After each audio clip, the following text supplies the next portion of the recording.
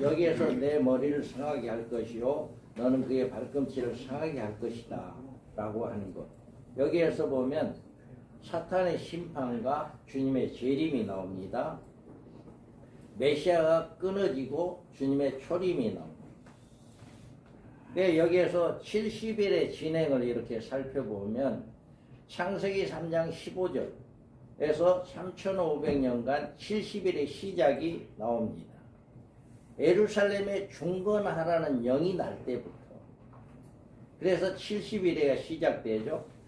그래서 7일에와 62일에, 그래서 69일에는 메시아의 초림 메시아입니다. 그 다음에 장차라고 하는, 지금 우리가 살아가고 있는 69일에가 끝났고 주님의 초림으로 부활 승천하시, 이제 십자가에 죽으시고 부활하시고 하늘로 올라가셨기 때문에 69일에가 끝난 상태입니다. 그리고 장차의 기간은 지금 우리가 복음이 전파하는 사마리아 땅끝까지 이르러 복음이 증거되어지는 복음 전파 시대다. 그 다음에 우리가 이 복음 전파 시대가 끝나면 한일의 언약이 이루어집니다. 한일의 언약을 전 3년 반, 후 3년 반, 1260일, 1260일로 나눕니다. 그래서 전 3년 반은 두 증인들의 예언기간이다. 두 증인들이 마지막 때 쓰임받을 하나님의 종들인 두 증인들이 1260일 동안 복음을 증거하고 죽음을 당합니다. 죽임을 당해요.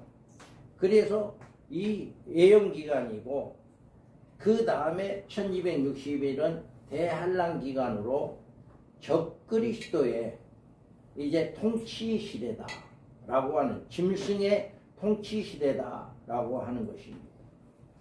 그래서 우리가 메시아의 끊어진 십자가의 죽음을 이야기하는 거고, 여기에서 사탄의 심판은 마지막 주님의 재림했을 때 사탄의 심판이 이루어진다 라고 하는 거고, 여기에서 우리가 보면 주님의 재림에 한일의 끝이 된다. 주님의 끝이, 이제 한일의 끝이 주님의 재림이 된다 라고 하는 거예요. 그래서 창세기 3장 15절은 언시복음으로 주의 초림과 재림으로, 메시아 초림으로 인한 죄인의 구원을 보여주시고 주의 재림으로 사탄의 심판을 보여주는 말씀입니다.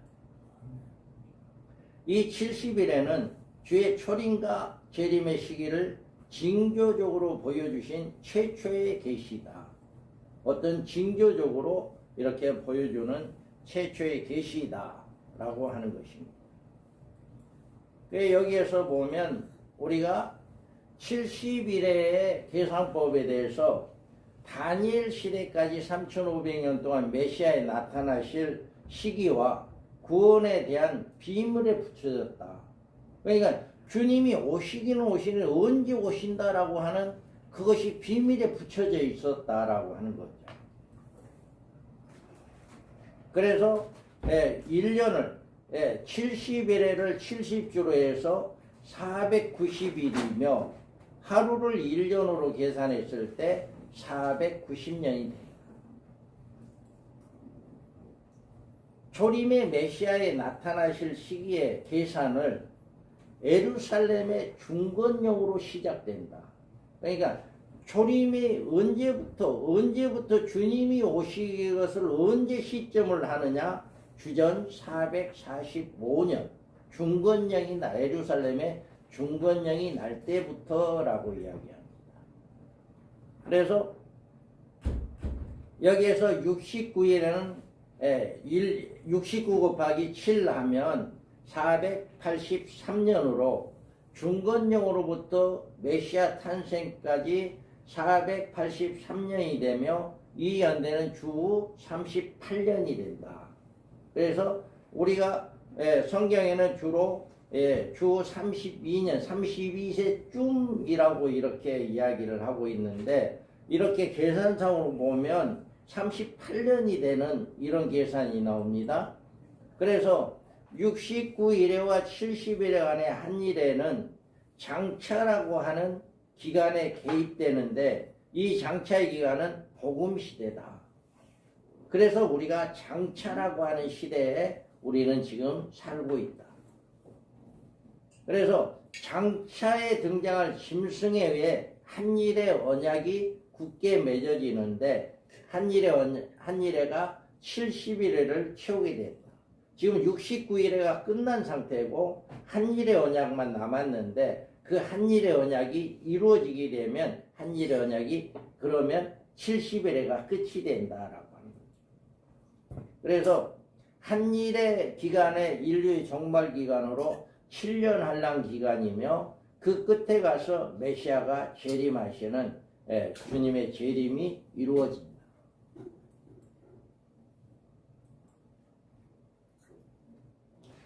우리가 다니엘서에 앞서 기원에 관한 정확한 지식이 필요합니다. 여기에 보면 70일의 경우 70일의 시작점은 주전 445년이다. 69일의 초림의 연수는 483년이다. 그래서 70일의 경우는 490년인데 이렇게 438년과 483년과 445년을 빼면 이렇게 38년의 갭이 생긴다. 그래서 계산상 메시아가 끊어짐, 주님의 초림의 메시아의 연대는 기원 38년이 된다. 그러면 주님의 공생의 연령이 32세라면 6년의 착오는 어디서 온 것인가? 우리는 이 문제에 대한 성경적인 해답을 찾아야 합니다. 성경에서 이 답을 찾아야 하는데 AD 32년이 AD 38년이 된 서기 연도의 착오가 어디서 나왔냐? AD 525년에 교황 요한 1세가 수도승인 디오니시우스에게 기원의 연대를 계산을 의뢰했습니다. 그때 이 연대 계산에서 헤롯 왕의 사망 연도와 생존 연도의 잘못된 계산으로 6년 내 착오가 생긴 거예요. 이때에 연대 계산을 잘못해서 서기기원이 제정되기 전에는 로마의 건국 연대로 사용해 왔고 로마력으로 계산을 했어요. 그때는 뭐 달력이 우리가 지금 쓰고 있는 달력이 그렇게 이제 나옵니다. 여기에 보면 첫 번째 착오로는 헤로당 사망 연도가 755년을 그리스도 탄생으로 연대로 계산해서 그러나 헤롯은 로마 754년도의 사망이고 이라는 750년의 사망이 판명된 거로 4년간의 차이가 납니다. 그러니까 이 연대 계산을 잘못한 거죠. 그래서 여기에서 4년간의 착오가 생긴 거고요. 그 다음에 두 번째 착오는 예수님이 탄생은 헤롯 사망 시기가 아니라 헤롯 사망 전 2년 이전에 증명되었다. 그래서 2살 아래 아이들 다 죽이라. 헤롯이 그렇게 했기 때문에 헤롯이 사망 연대가 아니라 헤롯이 2년이라고 하는 이 착오가 생기는 거예요. 살아있을 때 2살 아래로 있는 아이들을 다 죽이라고 명령을 했었기 때문에 동방 박사들이 왔다가 와서 나에게 그 아이가 어디서 태어났는가를 이야기해 주라라고 했을 때 하나님께서 천사들을 통해서 동방 박사들을 가지 못하게 다른 길로 가게 만들어서 이제는 헤롯 왕이 동방 박사들이 안 온 곳을 보고 이제 2살 아래 모든 아이를 다 죽이라고 하는 명령이 내려졌는 이런 것이 발견됩니다. 그래서 2년의 착오가 나오죠. 그래서 4년과 2년이 합한 착오로 발견되므로 그래서 주 38년이 아니라 32년이 된다. 그래서 6년의 캡이 이렇게 잘못 헤롯 왕의 사망 연도를 잘못 계산을 하다 보니까 이렇게 캡이 생겼다. 그리고 예수님의 탄생하심이 잘못 계산을 하다 보니까 이렇게 생겼다라고 하는 거죠. 헤롯 사망 연도의 연수를 예수님의 탄생 연도로 계산해서 노마록으로 754년이고 차후가 6년에 차후가 생깁니다. 그래서 헤롯 사망이 4년 750년으로 된 것이 나왔고 주전 4년. 그래서 예수님 탄생 차고도 2년이 되고 해서 주전 6년 주 32세가 되는 것입니다. 그러면 우리가 달력에 대해서 우리가 쓰고 있는 달력에 대해서 우리가 알아보는데 태음력이라고 있습니다.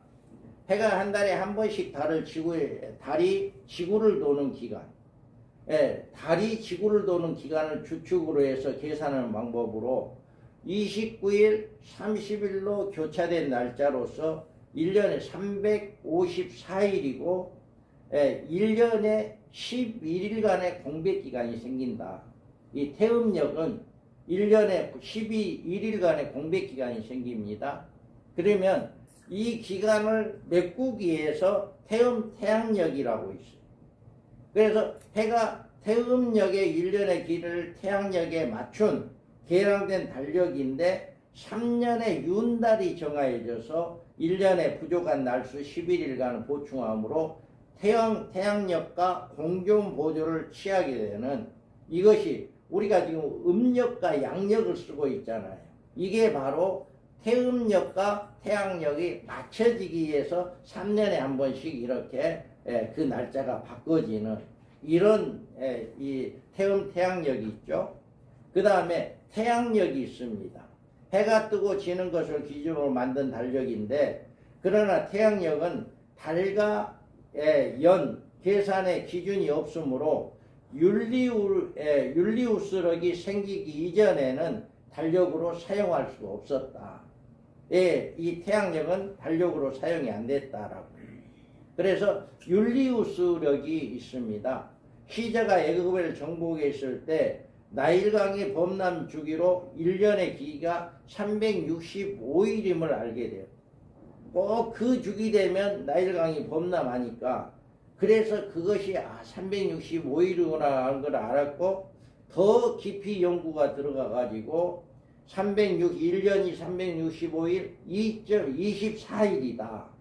그래서 365일 5시간 55분쯤 된다라고 하는 것을 알고 주전 47년에 달력을 새롭게 편찬하였는데 이 달력이 율리우스력이다. 이 달력이 세계 최초의 통일된 달력이었다. 그 다음에 고리력이 있습니다. 그 후에 천문학자의 발달로 1년 길이가 365일 24가 아니라 365일에 2422일. 그러니까 정확한 숫자가 더 늘어난 거죠. 이것을 바로잡기 위해서 1582년 로마의 법왕으로 그레고리 13세에 의해서 10월 4일의 다음 날을 10월 15일로 정해요. 이게 이 앞에 잘못된 모든 날짜들이 다 잘못됐으니까 새로 이제 달력을 맞추기 위해서 10월 4일 다음날 10월 5일이 돼야 하는데 10월 10일을 더 불어서 15일로 정한 거예요. 그래서 이 달력이 그레고리역이다. 그래서 이 달력이 지금 우리가 쓰고 있는 달력이 바로 그레고리역. 이 달력으로 전 세계가 통일되어서 달력을 쓰고 있는. 지금 이렇게 달력의 역사가 이렇게 바꾸어졌다라고 하는 것을 우리가 알 수가 있습니다. 그래서 70일에 숨겨진 오해가 있습니다. 내 백성과 거룩한 성을 위하여 70일로 기한을 정하였나니 허물이 마치며 죄가 끝나며 죄악이 연속되고 영하는 의가 드러나며 이상과 예언이 응하며 또 지극히 거룩한 자가 기름 부음을 받으리라. 이와 같이 말씀합니다. 여기에서 보면 내 백성과 거룩한 성의 계시의 대상이 누구냐에 대한 정확한 해답이 중요하다. 여기 내 백성과 내 거룩한 성이 누구냐라고 하는 거죠. 그래서 24절의 부석의 은혜는 70일의 끝에 가서 유대인들이 남은 자들이 누릴 회복의 은혜이다. 유대인들의 구원과 회복은 천년왕국에서 누리게 됩니다. 유대인들은 거룩한 자의 기름 부음이 있습니다. 여기에 천년왕국에 누릴 예수님의 왕권이 있어요. 그리고 여기에서 문제는 다니엘에 있는 내 백성이란 유대인들이다. 그리고 다니엘에게 속한 거룩한 성은 예루살렘의 성이다 라고 하는 것입니다. 그래서 다니엘서 9장에 계시된 70일에 계시는 유대인과 예루살렘의 장차 이루어질 운명에 대한 계시다. 유대인들에 대한 계시다라고 하는 거예요. 다니엘서의 백성이, 다니엘의 백성이 교회 성도가 아니고, 아니며 다니엘에게 속한 거룩한 성이 교회가 아니다. 여기 다니엘서에서는 교회를 이야기한 게 아니다라고 하는 것을 이야기합니다. 이런 선입견의 70일을 해석하다 보면 해석할 수 없을 뿐만 아니라 이런 해석의 결과는 메시아 왕국에 나타낸 하나님의 나라의 교회가 시대로 둔갑되어지는 이런 문제가 생깁니다. 그러면 우리가 또 70일에 중개진 오해로 24절에 누릴 은혜의 혜택은 신약시대 교회가 누릴 복음이 아니다.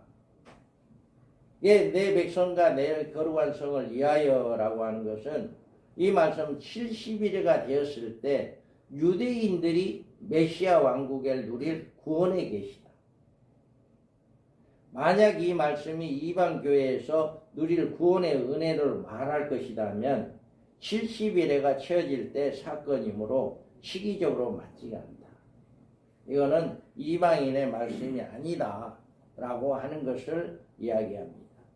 그리고 지극히 거룩한 자가 기름 부음에 메시아 왕국에서 왕의 직위를 가리키는 것이지 초림 메시아의 세례에 의미하는 것이라면 시기적으로 메시아의 초림이 인류의 종말에 있을 것임을 주장하고 있다. 그래서 여기에서 내 백성과 거룩한 성이라고 하는 것은 초림 메시아를 이야기한 게 아니다 라고 하는 것을 이야기합니다.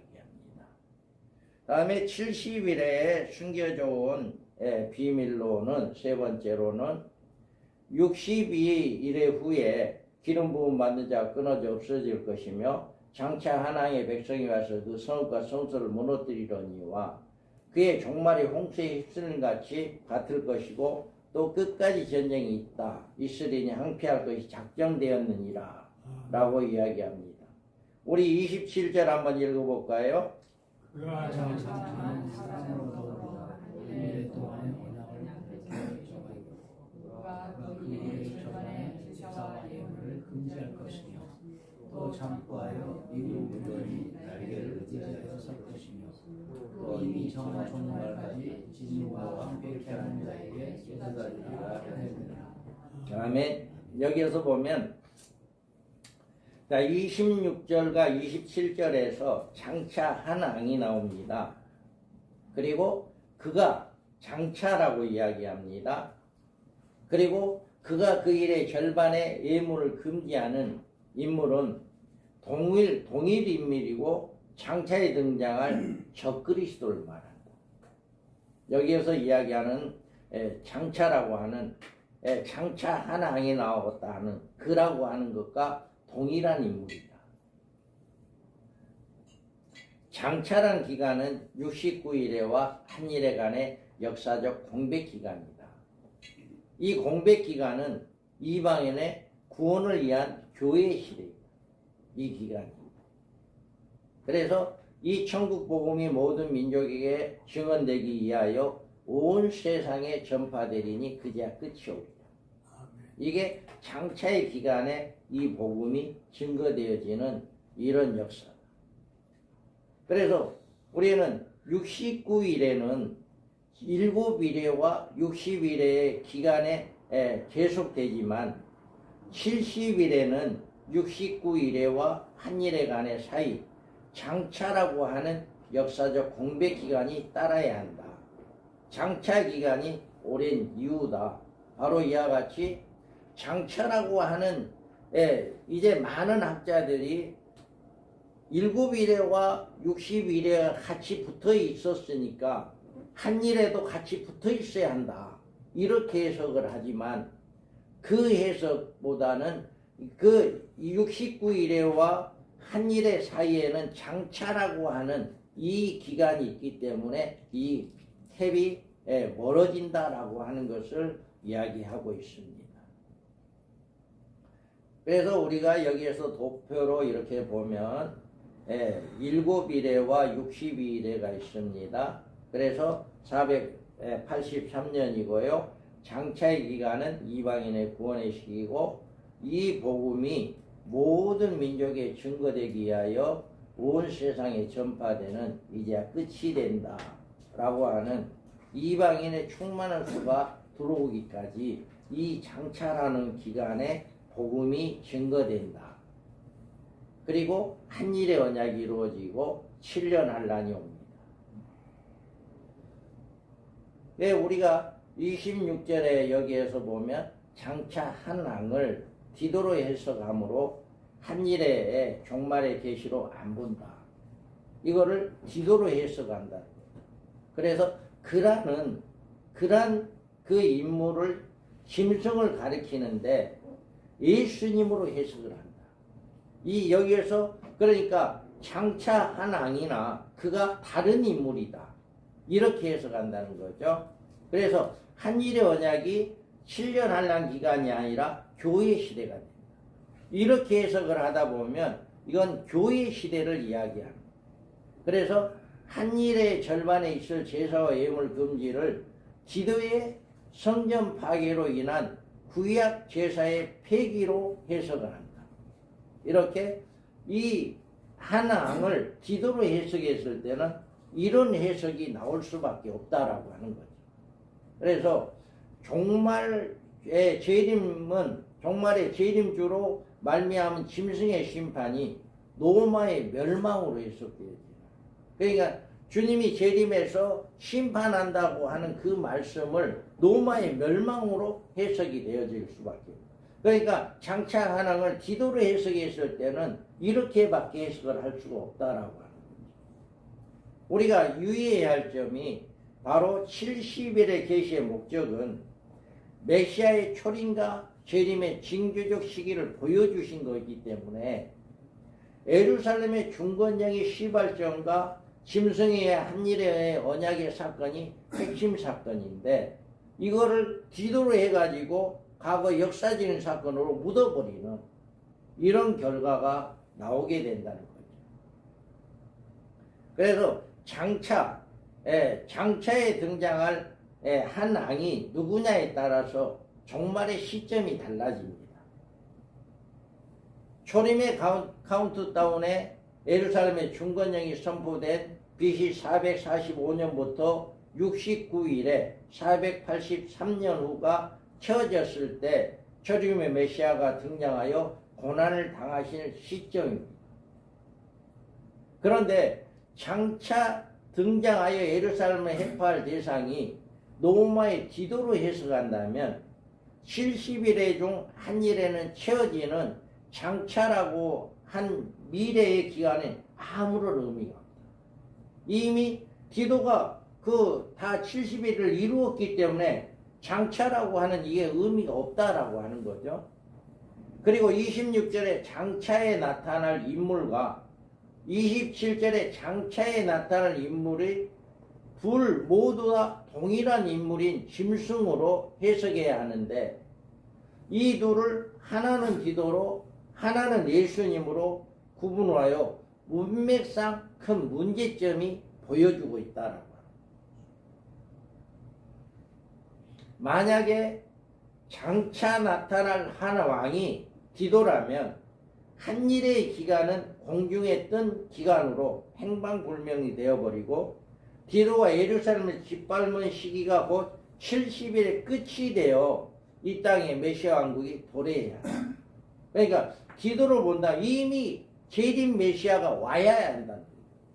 이 70일에로 봤을 때 다니엘서에서 하나님의 나라를 교회 시대라고 주장하는 신학자들은 이런 모습을 미봉하기 위해서 한일의 기간을 교회 시대로 한일의 언약을 맺은 한 왕을 예수 그리스도로 의미한다고 주장할 수밖에 없겠죠.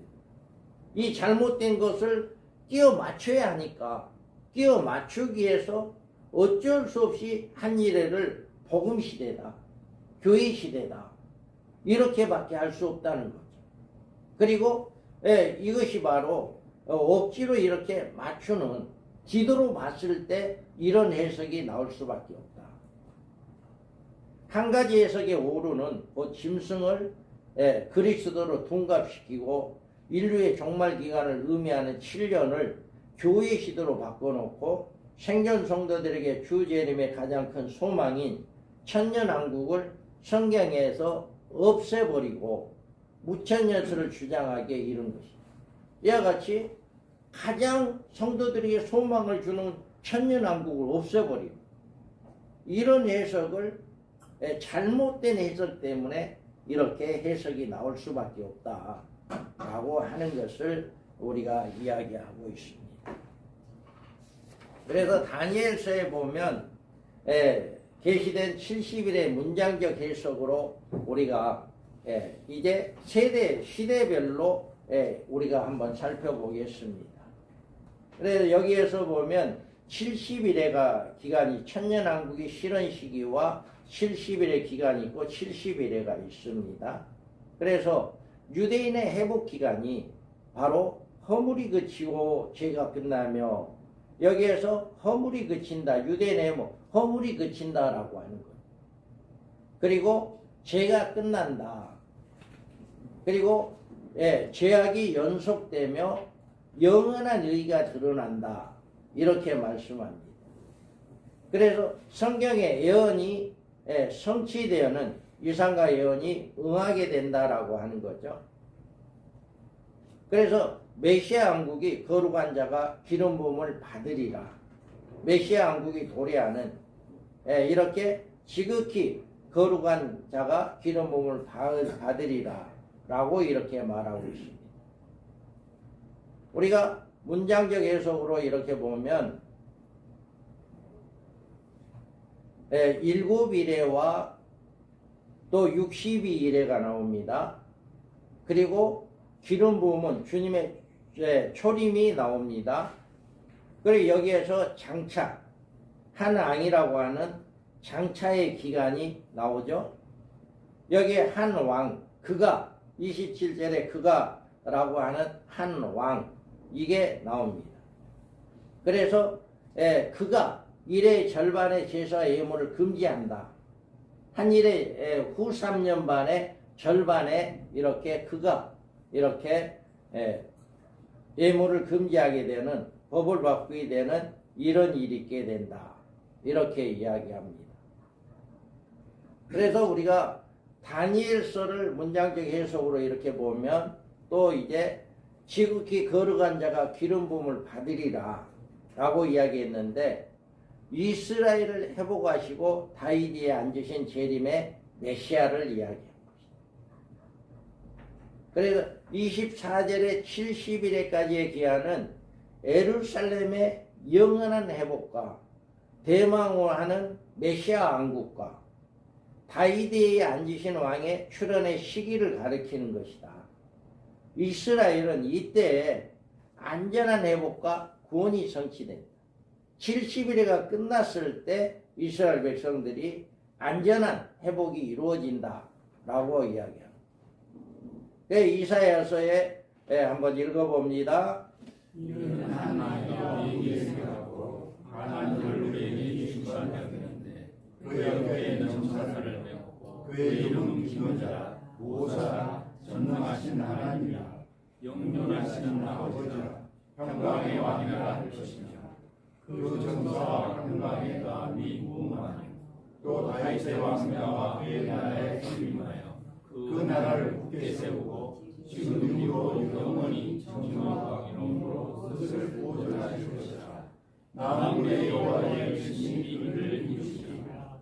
아멘. 이와 같이 우리가 한 아들 우리에게 주신 바 되었고 그 정사와 평강이 이제 더함이 무궁하고 다윗의 왕자가 그의 나라에 임한다. 여기 24절에도 이렇게 65장 이사야 65장 18절 24절을 읽어보겠습니다. 너희는 내가 장가하는 것으로 말미암아 영원히 기뻐하며 즐거워할지니라.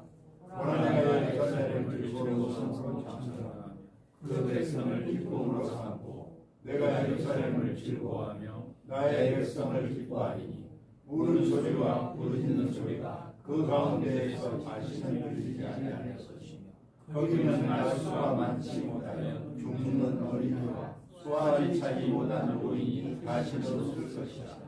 곧 백세에 죽는 자를 젊은이라 하겠고 백세가 못되어 죽는 자는 저주받는 자이니라. 그들이 가옥을 건축하고 그 안에 살겠고 포도나무를 심고 열매를 얻을 것이며 그들이 건축한 데 타인이 살지 아니할 것이며 그들이 심은 것을 타인이 먹지 아니하리니 이는 내 백성의 수완이 나무의 수완과 같겠고 내가 택한 자가 그 스스로 일하는 것을 이기 누릴 것이라. 다음에 이와 같이 이거는 메시아 왕국, 천년 왕국을 의미하는 말씀입니다. 25절에 그러므로 너는 깨달아 알지니라. 예루살렘이 중건하라는 영이 날 때부터 기름 부음을 받은 자 곧 왕이 일어나 이 7이래와 60이래가 지날 것이요 그때 곤란한 동안에 성이 중건되어 거리와 해자가 이룰 것이며 60일의 후에 기름 부음 받은 자가 끊어져 없어질 것이며 라고 이야기합니다. 그의 백성을 구원하기 위해서 고난의 메시아로 오신 예수님에 대해서 말씀하신 것입니다. 장차 여기에서 보면 이 장차 하나님의 백성이 와서 그의 성과 성서들을 해파하려니와 그의 종말의 홍수의 엄몰됨 같이 같을 것이고 또 끝까지 전쟁이 있다라고 이야기합니다. 짐승이 예루살렘 성전을 해파할 일과 멸망받을 짐승의 운명에 대해서 이렇게 말씀을 하고 있습니다. 우리가 여기에서 보면 짐승이 맺은 한 일의 언약과 유대인들에 대한 핍박과 짐승의 멸망이 27절에 이렇게 나와 있습니다. 그래서 이와 같이 27절에는 짐승에 관한 말씀이 나와 있습니다. 제4제국과 5제국의 역사적 간격이 큰 거냐? 뜨인 돌에 의해 넘어질 세상의 정권이 메시아 왕국을 인류의 종말에 세워지기 때문에 이렇게 크다라고 하는 거예요. 여기에서 그러나 심판에 시작된 그는 권세를 빼앗기고 끝까지 멸망할 것이요 나라와 권세 온 천하 열국이 이세가 지극히 높으신 자의 성민에게 붙임받으리니 그의 나라는 영원한 나라이다. 이와 같이 말씀을 합니다. 이스라엘이 없는 시대는 예언의 공백 시대였다. 그래서 종말까지 이스라엘이 이 땅에 존재하지 않기 때문이다 라고 이야기합니다. 마태음 보라 너희 집에 항폐하여 버림받으리라. 내가 너희에게 이르노니 이제부터 너희는 찬송하리로다. 주의 이름으로 오시는 이여 할 때까지 나를 보지 못하리라. 이와 같이 종말까지 이스라엘이 이 땅에 이제 존재하지 않는다. 그래서 로마 시대 이후의 종말까지 세계를 지배할 제국이 등장하지 않기 때문이다. 아직까지 전 세계를 등장하지 않는 이런 시기가 있기 때문이다. 그래서 독일도 일본도 세계를 제패에 실패하였고 인류 종말에 열불과 짐승이 성공하기를 앞으로 인류 종말을 지배할 수 있는 나라는 열불입니다. 열불과 짐승이 인류 종말을 지배하게 된다. 그래서 또 짐승이 큰 말과 참난된 말을 말하는 입을 받고 또 42달 일할 권세를 받으니라. 또 건세를 받아 백성들과 싸워 이기게 되고 각 족속과 백성과 방과 나라를 다스리는 건세를 받으리라. 이와 같이 짐승에 의해서 전 세계가 장악되어지는 이런 역사가 있게 됩니다. 그래서 종말까지 이스라엘이 이 땅에 이제 이스라엘의 회복이 되어야 종말적인 예언의 성취가 될 것이기 때문입니다. 이스라엘 백성들이 회복이 되어야 합니다. 그래서 이스라엘은 메시아 왕국 직전에 하나님의 전에 제사를 지내게 될 것이다. 그리고 회복된 이스라엘은 메시아 왕국 직전에 예루살렘이 다시 한번 황폐화되는 비운을 겪게 될 것이다. 이스라엘 백성들이 다시금 또 비운을 겪게 되어지는 이런 일들이 있게 되고, 재림하시는 예수님은 회복된 이스라엘 땅에 오신다. 그래서 다시금 예수님이 재림하심으로 이스라엘 백성들이 회복되어지는 이런 역사가 있게 된다라고 이야기합니다. 그래서 여기서 장차라고 하는 단어의 의미는 종말의 시기를 이야기합니다. 그래서 초림과 재림의 시기로 본 장차입니다. 그래서 62일의 후에 7일에 플러스 60일은 69일에로 주님의 초림의 때를 가리키는 것입니다. 그리고 69일에서 70일을 채우는 한 일에는 오랜 역사적 기간이 흘러야 하는데, 이 역사적 공백 기간이 장차라고 하는 이것이 연결이 된다. 이 장차라고 하는 이것이 없다면 연결고리가 안 된다라고 하는 거죠. 그래서 주님의 재림의 역사적 징조는 이스라엘의 회복의 표징으로 나타난다. 그러니까 이스라엘이 회복되는 것은 주님이 재림해야만이 이제 회복되어지는 역사가 있다. 그래, 너희 집에 황폐한 버림받으리라. 내가 너희 이르는 이제부터 너희는 찬송하리로다. 주의 이름을 오시는 이어 할 때까지 나를 보지 못하리라. 그래서 이스라엘이 회복되어지는, 아직까지 회복되어지지 않는 이런 것을 볼 수 있어요. 그러므로 너희는 선지자 다니엘이 말한 바 멸망을 가증한 것이 거룩한 곳에 선 것을 보거든 읽는 자는 깨달을진저 그때 유대에 있는 자들은 산으로 도망할지어다. 마지막 때 이제 적그리스도가 섰을 때 이렇게 다니엘이 말한 말을 듣고 깨닫고 이제 도망가라 라고 이야기하는 말씀을 하고 있습니다. 70일의 구심점으로 한일의 언약의 프로그램을 우리가 보면 이 프로그램이 굉장히 이제 좀 복잡합니다.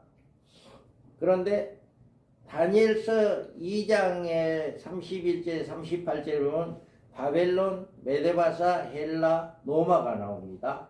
제5제국까지 공백기간이 있고 발해제국이 이제 나오게 되죠. 그리고 다니엘서 7장에서 네 바람이 나오는데 네 바람은 사자곰, 포곰, 열불입니다.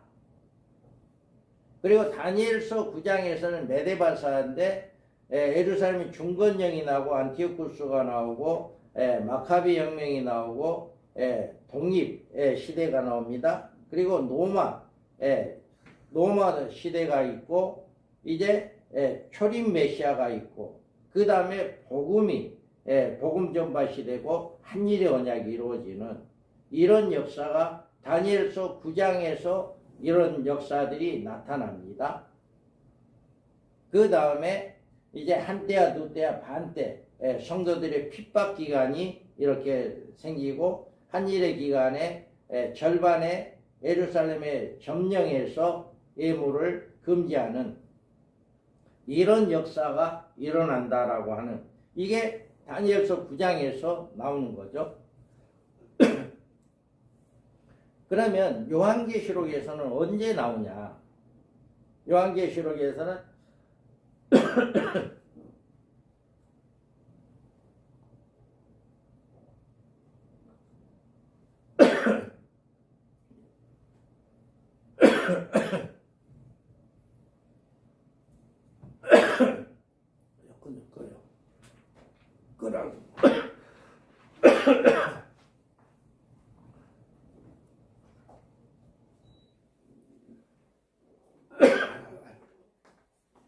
죄송합니다.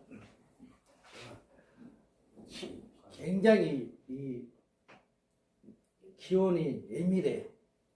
조금만 더우면 그냥 조금만 추우면 뭐하고. 여기에 요한계시록에서는 세상 끝에 대해서 이야기를 해요. 세상 끝은 언제냐라고 하는 거죠. 그래서 주의 임하신가 세상 끝에는 무슨 징조가 있냐. 그래서 난리와 난리 소음을 듣겠고 그때 많은 사람이 너희에게 환난에 넘겨주겠고 너희를 죽이리니 이때가 한때야 두때 반때 그리고 그러나 끝까지 견디는 자는 구원을 얻으리라. 이 천국 복음이 모든 민족에게 증언되기 위하여 온 세상이 전파되리니 그제야 끝이 온다. 이게 이제 장차의 기간을 이야기합니다. 마태복음에서 이렇게 이야기해 주고 있어요. 그래서 여기에서 보면 70년도에 디도의 침공이 있고 1914년에 1차 대전이 있었고 1939년에 2차 대전이 있었어요. 그리고 1948년에 이스라엘 독립이 있었어요. 이스라엘 독립이 있었고 여기에서 구원의 수요가 채워지는 이런 역사가 있게 됩니다. 그리고 7년 환란이 있게 되고 1260일과 1260일 전 3년 반과 후 3년 반이 이루어지고 전 3년 반에서는 두 증인의 예언사역이 있고 짐승의 후 3년 반엔 짐승의 통치시대다. 그리고 전 3년 반에 가서는 첫째하 교회 핍박이 있습니다. 이게 전 3년 반에 있는 일이에요. 그리고 전 3년 반이 끝난과 동시에 일어나는 사건이 둘째합니다. 인구 3분의 1이 죽는 세계 3차 대전. 이 전쟁이 전 3년 반이 끝난과 동시에 일어나고 셋째 하는 인류 심판. 주님이 재림 직전에 주님이 재림하고 이제 이루어지는 셋째. 이제 이런 역사 첫째와 둘째와 셋째가 이렇게 7년 환란 이때 모든 것이 이루어진다라고 하는 것이에요. 그래서 아담으로부터 3500년간 침묵시대가 되고 이제 중건령으로부터 시작해가지고 445년 이제 483년에 초림 메시아가 있게 되고 32년에서 한일의 언약 기간에 복음 전파의 시대는 장차 시대다.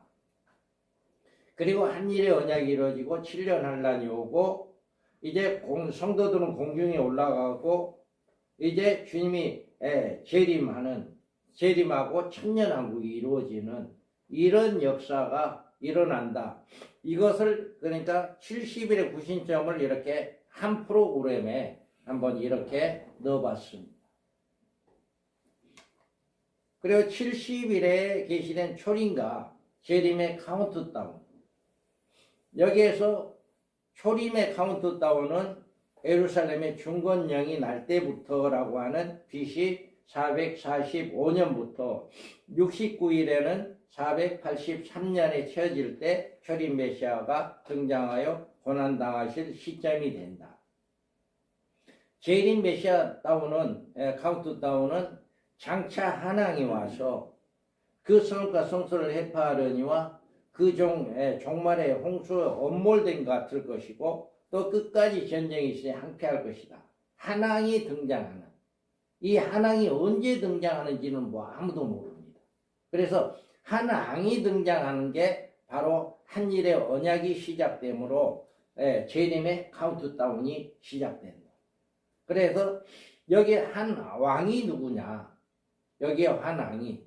그래서 이 한왕이 누구냐에 따라 종말론의 둘로 갈라지고 해석이 완전히 달라진다. 우리가 한 왕을 누구로 보느냐?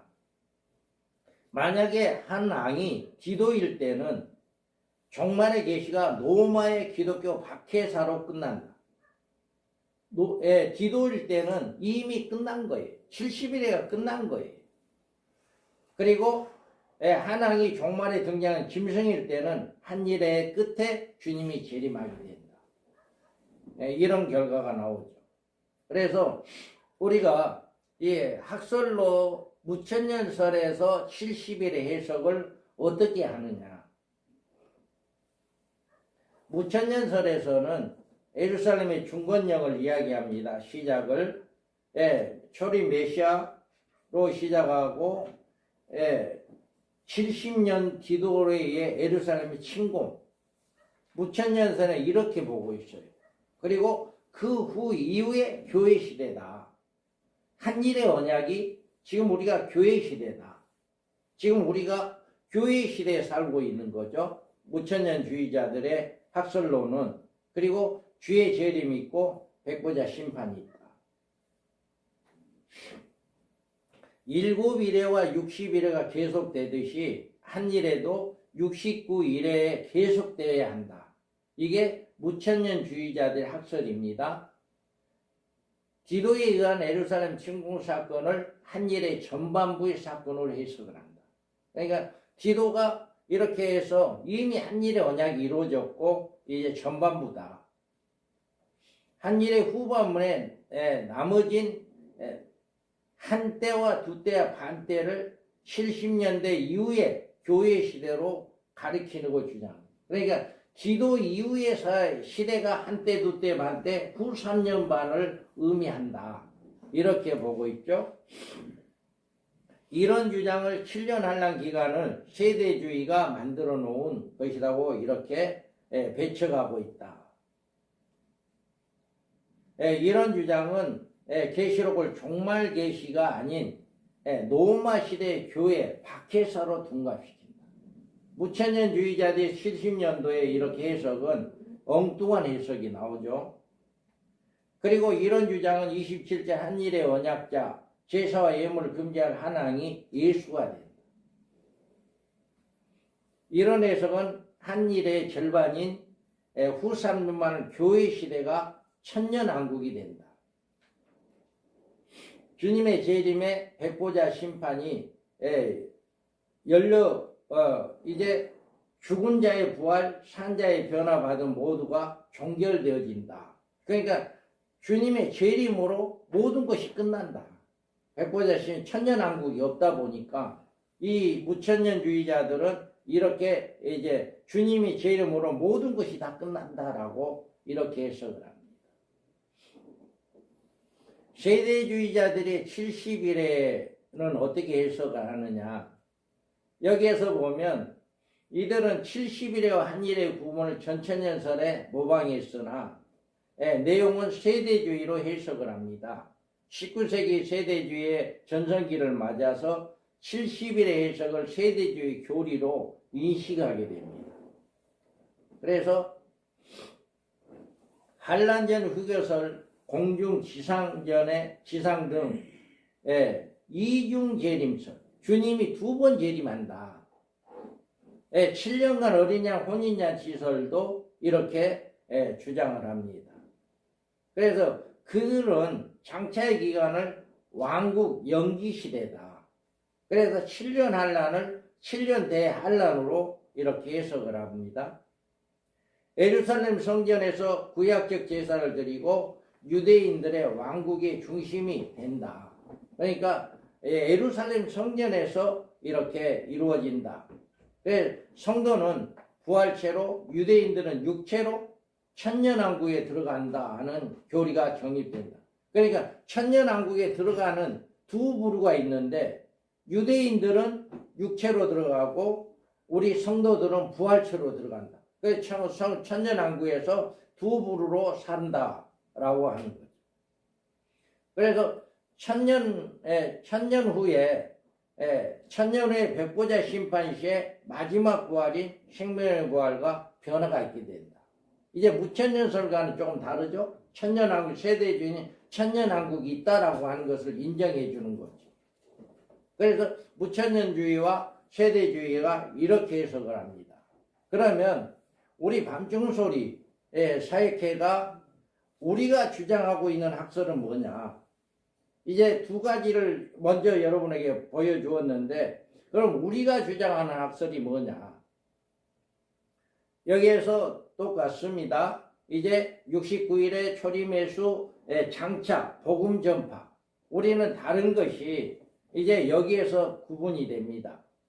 전 3년 반은 대환란에 의한 교회 준비 기간이다. 그러니까 1260일, 1260일인데 우리 개혁주의에서 우리 밤중소리에서 주장하는 것은 전 3년 반 1260일은 두 증인의 예언사역이다. 마지막 복음을 증가하는 교회 준비 기간이고 전 3년 반 기간 동안 두 증인의 예언사역을 하게 된다. 그리고 첫대 교회는 전 3년 반 끝에 가서 예비처로 옮겨지는 대환란이 명쾌된다. 그러니까 우리가 주장하는 예비처가 있다. 그래 전 3년 반이 끝나면 호련이 옮겨지는 하나님 예비한 곳이 있다라고 12장에 나옵니다. 그 12장이 하나님 예비한 곳에 우리 성도들을 옮겨놓아서 후 3년 만에 고난을 받지 않게 한다. 예비체로 옮겨서 후 3년 만에 고난을 받지 않게 한다. 주님과 함께 오는 첫째 부활자들은 환란 전, 환란 후 두 종류의 순교자들이다. 주님이 올 때 그 천사들과 백마를 타고 같이 온다라고 했는데 그때에 그들은 누구이냐? 부활자들이다. 부활자들인데 이 첫째 부활자들은 한 일의 언약이 이루어지기 직전까지 순교자들과 한 일의 언약이 이루어져서 순교하는 14만 4천 두 증인의 사명자들, 두 증인들의 순교해서 하늘로 올라가는 이런 사건이 나옵니다. 왜 11장에 나오거든요. 그래서 이런 모든 것이 이제 한 일의 언약이 이루어지기 직전까지 순교자들과 한 일의 언약 후에 순교자들이 첫째 부활자들이다. 일곱 대접 심판 직전에 교회에 공중휴거가 일어난다. 일곱 대접 심판이 있게 되면 이 지구가 완전히 소멸되는 그런 심판이 있기 때문에 이 지구에 존재하는 모든 사람은 살 수가 없어요. 그래서 공중으로 완전히 올라가는 이런 역사가 있게 된다. 그래서 성도들의 휴거 시에 육체 그 몸을 그 상태로 가지고 올라간다. 우리는 변화된다는 얘기가 없습니다. 그래서 1000년 후에 백보자 심판 시에 마지막 부활인 생명의 부활과 부활로 변화가 있다. 이렇게 그러니까 세대주의나 무천년주의들이 70일회를 우리는 이렇게 해석을 하고 있습니다. 그래서 다른 점이 뭐냐? 다른 점은 1260일 예언기간이다. 그래서 후 3년 반 1260일은 전 3년 반에 신부단장한 사람들은 하나님이 예비한 곳에 들어가서 안전하게 보호를 받게 되어지고 그리고 이 몸을 가지고 공중에 올라가서 이 몸을 가지고 천년왕국에서 천년을 살게 되고 마지막 심판 때 이제 마지막 부활이 있다. 그때에 죽은 자의 부활이 있고 이제는 또 이제 살아있는 성도들은 그때 변화되어진다. 이게 다른 점이다라고 하는 것입니다. 우리가 한일의 계시에 담겨진 비밀에 대해서 우리가 살펴보겠습니다. 70일의 끝에 가서 유대인들의 남은 자들의 구원을 누리게 된다. 끝에 가서. 그래서 로마서 11장 26절 27절입니다. 한번 읽어봅니다. 그리하여 온 이스라엘이 구원을 얻으리라. 기록된 바 구원자가 시온에서 오사 야곱에게서 변치 않을 것을 돌이키시겠고 내가 저희 죄를 없이 할 때에 저희에게 이루어질 내 언약이 이것이라 함께 그 다음에 이와 같이 야곱에게 경건치 않는 것을 돌이키시겠고 내가 저희 죄 없이 할 때라고 이야기합니다. 유대인의 남은 자들의 구원이 이루어집니다. 이사야에서도 거룩하다 칭함을 얻으리니 시온의 딸의 더러움을 씻으시며 예루살렘의 피를 그 중에서 정결케 하실 때가 됨이라 라고 이야기하고 있습니다. 24절에 누린 은혜의 혜택은 신약시대의 교회가 누릴 은혜가 아니다라고 하는 것입니다. 그렇다면 69일의 곧 이어 장차의 기간이 없이 한일회가 교회로 연결되었는데 종말에 있을 한일회나 한때와 두때와 반때의 기간은 존재할 수밖에 없으므로 종말 기간이 존재할 수가 없다. 이렇게 이야기합니다. 또 여기에서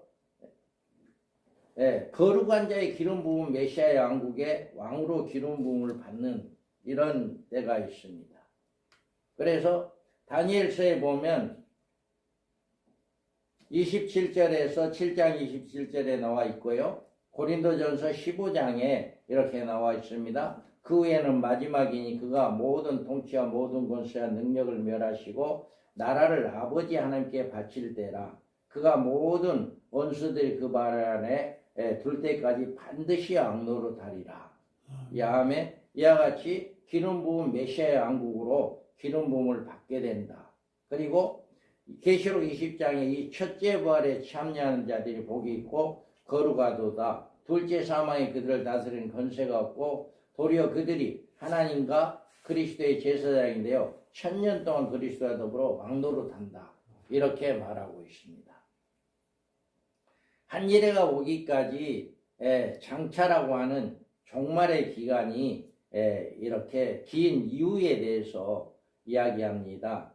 그래서 이렇게 26절과 27절에 장차 한왕, 그가 장차, 그가 그 일의 절반에 여기에서 장차란 기간을 우리가 유념을 해야 합니다. 여기에서 장차 한 왕이 나오죠. 여기에 그가 장차라고 이야기합니다. 그리고 그가 그 일의 절반의 제사를 폐한다. 이렇게 이야기하죠. 그래서 장차란 기간은 69일에와 한일의 역사적 공백 기간입니다. 장차는 69일에는 7일에와 60일의 기간이 계속되지만 70일에는 69일에와 한일의 간의 사이에 장차라고 하는 역사적 공백 기간이 있어야 한다. 그리고 장차란 기간이 오랜 이유는 한일회가 초림과 재림의 역사적 공백 기간이 있어야 한다라고 하는 것을 이야기하고 있습니다. 우리가